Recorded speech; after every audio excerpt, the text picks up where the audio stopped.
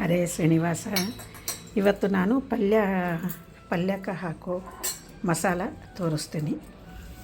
ಎಲ್ಲ ಪಲ್ಯಗಳಿಗೆ ಹಾಕ್ಬೋದು. ಸಿಂಪಲ್ ಮಸಾಲೆ ಇದು. ಧನಿಯಾ ಒಂದು 1/2 kg ಧನಿಯಾ, ಒಂದು 3 ಟೀ ಸ್ಪೂನು ಸಾಸಿವೆ, ಒಂದು 3 ಟೀ ಸ್ಪೂನು ಜೀರಿಗೆ, ಒಂದು 2 ಟೀ ಸ್ಪೂನು ಮೆಂತ್ಯ, ರುಚಿಗೆ ಇಂಗು, ಅರಿಶಿನ. ಇಷ್ಟೇ ಇದಕ್ಕೆ ಬೇಕಾದ ಸಾಮಗ್ರಿಗಳು. ಈಗ ಮಾಡೋ ವಿಧಾನ ತೋರಿಸ್ತೀನಿ. ಎಲ್ಲ ಡ್ರೈ ರೋಸ್ಟು ಮಾಡ್ಕೋಬೇಕು. ಎಲ್ಲ ಡ್ರೈ ರೋಸ್ಟೇ ಮಾಡ್ಕೋಬೇಕು. ಇವೆಲ್ಲ ಡ್ರೈ ರೋಸ್ಟ್ ಮಾಡ್ಕೊಂಡಿದ್ದೀನಿ.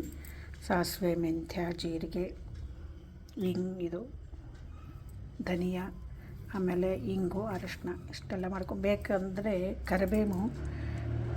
ಕರಿಬೇವನ್ನ ತೊಳೆದು ಒಣಗಿ ಹಾಕಿ ಫುಲ್ ಒಣಗಿದ ಮೇಲೆ ಅದನ್ನು ಫ್ರೈ ಮಾಡಿ ಇದರೊಳಗಡೆ ಹಾಕ್ಬೋದು. ಪ್ರೆಸೆಂಟ್ ನನ್ನ ಹತ್ರ ಇರಲಿಲ್ಲ, ಅದಕ್ಕೆ ನಾನು ಇಷ್ಟೇ ಹಾಕ್ತಾಯಿದ್ದೀನಿ.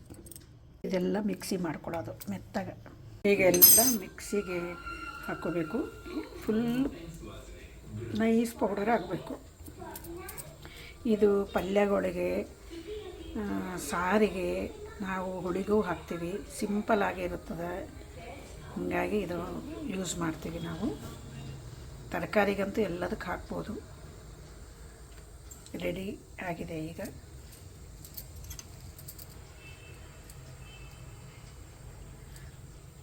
ಓಕೆ, ಹರೇ ಶ್ರೀನಿವಾಸ. ಸಿಂಪಲ್ ಆಗಿರೋ ಪಲ್ಯದ ಪುಡಿ.